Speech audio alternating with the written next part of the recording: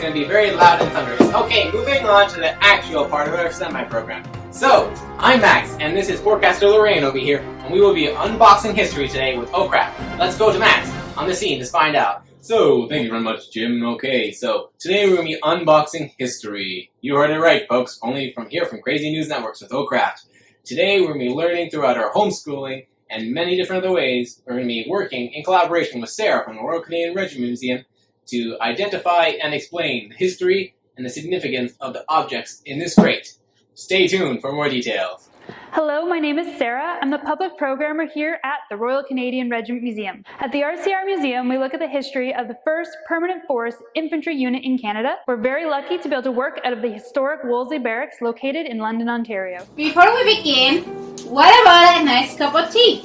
So, you may ask yourself, what does a cup of tea has to do with history? Just wait and find out. This is an artifact that I really wanted to share with you both today. This is a King Edward VII coronation cup. King Edward VII's coronation took place in 1902, which is labeled right here. Now when you're looking at this cup, initially it looks very straightforward, a nice little porcelain cup. But when you look at the bottom and you put a light to it, you can see something quite special. So this is a very detailed portrait of King Edward VII. This is a lithophane portrait, which is created through the molding or etching of the bottom of the cup to create the image. Now, if you didn't know what you were looking for, it might be something that you might not notice. Because when you look at the bottom of the cup, it's quite plain. And when you look at the inside, you can see the molding, but it's hard to see exactly what it is. So it's not until you get the light behind it that you can see the full details of the portrait. This is an artifact that I find really very interesting. It helps remind you that you never know what you might find when you're looking at an item. It may look very straightforward, but there might be a lot more to it. Okay, let's open this thing up and see what's inside.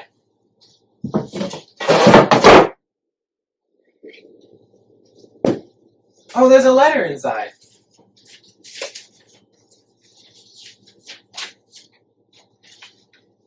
Some of the fellows had puttees wrapped around their feet instead of shoes. Others had soft shoes they had picked up somewhere. Others walked in their socks, with their feet all bleeding. Corporal Bernard John Dion from Maz, August 1914. Wait, people still wear these? Sarah, maybe you can tell us a little bit more about that. Now this reminds me of a putty. This is a putty. Puttees are long strips of cloth that would be wrapped around the lower leg, starting at the ankle and going to just below the knee. Puttees were commonly worn by Canadian First World War soldiers, and they would provide support while marching, as well as keep debris from getting into the boot. Puttees can be tricky to learn how to wrap. I'm still learning myself. Now let me show you how to wrap a putty. To begin, you want to make sure your pant is tucked into your sock or your shoe. You're going to take the roll, you're going to take this end, you're going to put it part way down your shin, and roll towards your ankle. Then you're going to rotate the putty and begin the wrap up your leg. I always find that first wrap the most challenging because it pins everything down. And then you're going to start working your way up your leg. You're overlapping each wrap quite substantially on the previous one. Now remember, you don't want to wrap too tight. You don't want to cut off circulation. That would be bad. And then you're going to get to the end. And at the end of a putty, there'll be some sort of tie. You're going to take that tie and you're going to wrap it around the top. And usually you want to tie a putty on this outside edge. I'm just going to tuck mine in. Like so.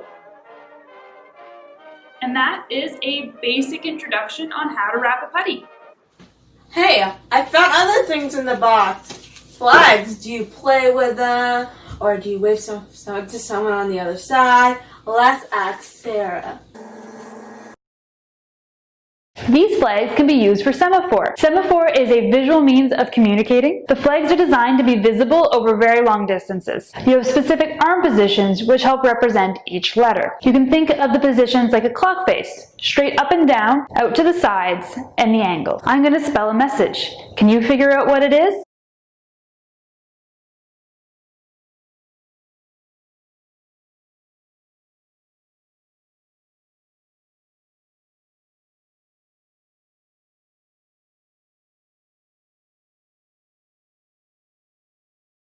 Do you have a guess?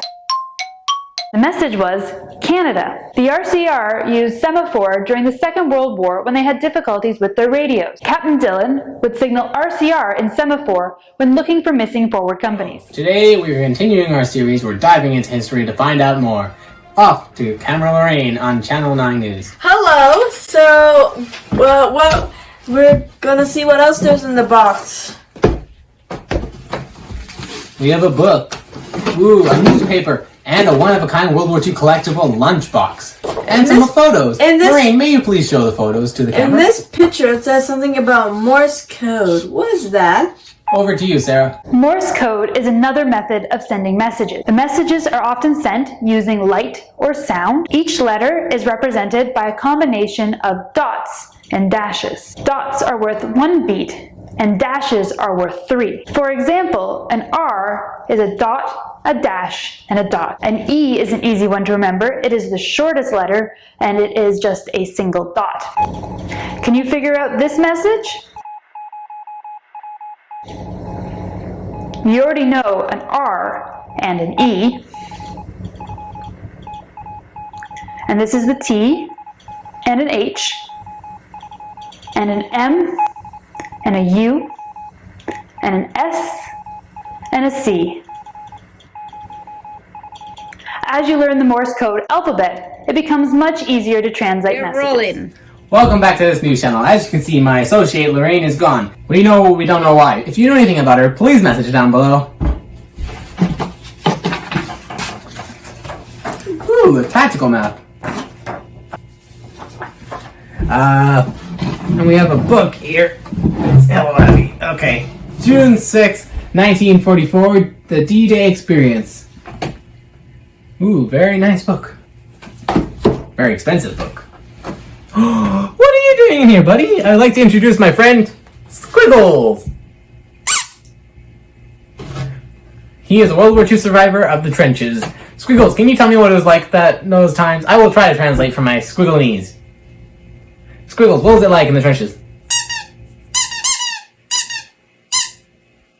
He says it was very muddy, dirty, and a lot of his ancestors were there. Squiggles, can you tell us more about the trenches? I agree. Sarah, he says you would be a better expert on it, so let's talk to you. Goodbye! Trenches are a well-known part of the First World War. Trenches were narrow ditches which were dug in the ground to help protect the soldiers. Some were in very good condition, like this trench, and some were in much worse shape due to the weather as well as the fighting. There were multiple lines of trenches at the front. You'd have forward trenches, support trenches, and reserve trenches. And these would all be connected together by communication trenches. Trenches were not dug in a straight line. They were dug in zigzag patterns to help protect the soldiers. The trenches were often very muddy. They would lay duck boards at the bottom to help protect their feet from the mud and the water. This book has many great stories about the Canadians' participation in the war. Sarah, can you tell us more about the regiment? The regimental colors are these flags. They're a very important piece of the regiment's history. On them are these scrolls, which indicate some of the battle honors the regiment has received throughout its history. These scrolls can also tell you some of the places that the regiment has served around the world. For example, we have Puttees here, which is in South Africa. The regiment was in South Africa from 1899 to 1900. We also have Vimy here in France from the First World War. We have Ortona from Italy in the Second World War. We also have Korea from the Korean War. These are just a few of many of the places the regiment has served throughout its long history. Welcome back to Channel 9 News, where we take naps and there's nothing you can do about that. So, we're gonna be pulling out more mysterious stuff from this box. Thank you very much, and we're gonna move on to Lorraine. Thank you. So, we have like a secret... We have a box here, which looks to be very mysterious. It has postcards, notes, Looks to be very personal items towards the soldier out there. and memories. And now, what is this mysterious item in this box? Is it a tree? Is it a branch? Is it my salad ordered 2 months ago? Find out more. Stay tuned to them at the end of this episode to find out. December 24th, 1914. Soldiers from both sides put down their weapons, stepped out of their trenches, and the enemy really did meet the enemy between the trenches. For a short time, there was peace along with many parts of the front lines. The truce was brought about by arrival of a miniature Christmas tree in the German trenches. Jovial voices could be heard calling from both sides, friendly and enemy trenches, followed by the request not to fire. In the shadows of the soldiers could be seen gathering into no man's land, laughing, joking, and exchanging gifts. While the Christmas truce of 1914 did not involve any Canadian battalions or regiments, we thought it would be a story worth sharing, and many of our military personnel have similar stories to tell. In which other way did soldiers celebrate Christmas during the war? Sarah, what can you tell us about that? In the archive, paper-based items are stored in boxes. Items are organized in such a way that helps protect them as well as make them easy to find. Now the box itself is numbered, and inside the box are file folders, and each of the file folders has a number on it, and that number corresponds to an item, which can be found in our catalog system, which means that we can look an item up in our catalog and we'll be able to find its number as well as what box it's in and be able to find it in the archive. In the archive, you can find quite an interesting variety of items. This is a very interesting collection of Christmas cards. Now this Christmas card here was sent by the Royal Canadian Regiment who was serving in Korea. And you can see the date on the inside of 1951. There are a number of other cards. This one here is really interesting. We also have this one, which we have two that look the same. And they are from the 25th Canadian Infantry Brigade. This one over here is also interesting because this is from the 1st Canadian Highland Battalion. It is also from 1951, but they were in Germany. So this is sent from Germany. So there's lots of really interesting different things you can find in an archive. This is just one type of item. So these are some very cool Christmas cards. Hey guys, thank you so much for watching this video, and thank you for unboxing history with us today. And we would like to especially thank Sarah from the Royal Canadian Regiment Museum at the Wolseley Barracks. And we really hope you enjoyed this video and that you watch our future videos. Thank you. Bye. And remember, like, comment, and subscribe. Thank you, Max and Lorraine, for joining me today. If you want to learn more about the Royal Canadian Regiment Museum, please check out our website for other programs and activities, and follow us on social media to stay up to date about what's going on here at the museum.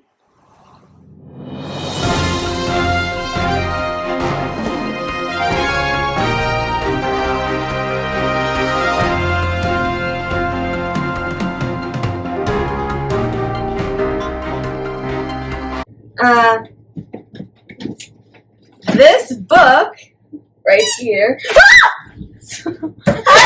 This scene is supposed to be very serious, not laughing. Take 5. Oh, no. Maybe you can tell us a little bit more about these. Sarah, maybe you can tell us a little bit more about that. Welcome to Channel 9 News, where smiles are fake and here we bake. I'm just kidding, though. No, we don't have a saying just yet. So,